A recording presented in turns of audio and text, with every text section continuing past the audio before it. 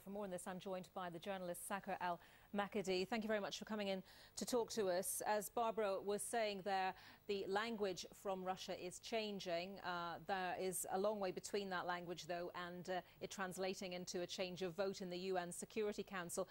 Thursday is the absolute deadline, it seems, for Kofi Annan to say that this plan hasn't worked. But do you think that Russia can bring more pressure to bear on Syria in the meantime? Well, I think we are really clutching at straws to say that Russia is losing patience with Damascus. It said a few months ago that its patience was limited. We heard today a statement that it could have done more. But I think these are, we're really clutching at straws, looking for a paper-thin dispute between Russia and Syria here. I mean, Kofi Annan said today that the plan was still alive. I think it was dead on arrival.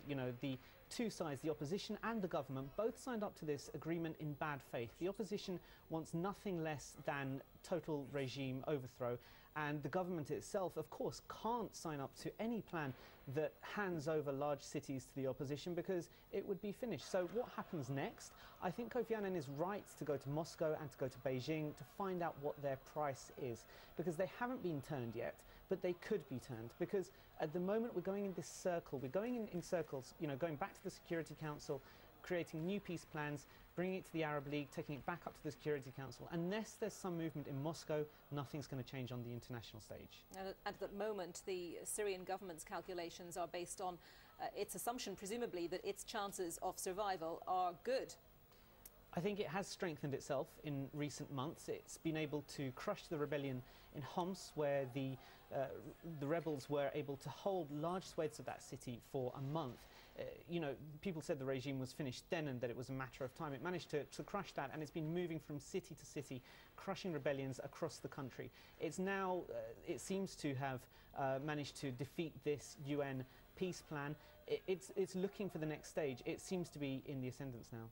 It was interesting hearing William Hague, Foreign Secretary, talking about this earlier today. He talked about, returning to the UN. He talked about referral to the International Criminal Court. He also talked about the possibility of stronger support for the opposition forces. Is that something that you can see happening in the short term?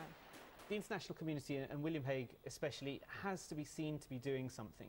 They can't admit that all diplomatic efforts have failed, because that would put the onus on them to take some kind of military action, and that's something that NATO and the international community at large has rejected outright.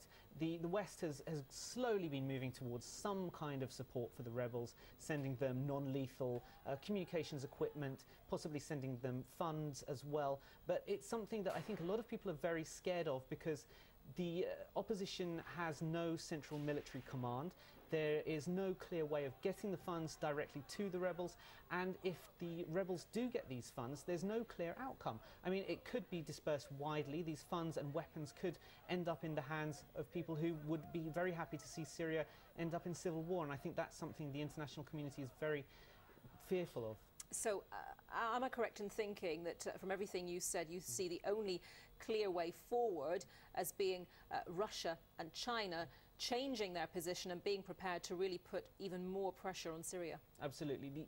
The bickering in the international community has got to stop if there is going to be some movement on Syria. None of these other methods of tampering around the edges are ever going to solve anything. Military action wouldn't even possibly achieve its ultimate goal. What's the tipping point for Russia and China, do you think, to change their positions? It could be something completely separate to the Syria dispute. It could be some US-Russia agreement over something completely separate, over weapons or over some international agreement. But there is a price, and Russia can be turned. It's not welded to Damascus, and there is a price. It's just up to the international community to find out what it's going to take to turn Russia. OK, Sakhr Al-Makhadhi, thank you very much. Thank you.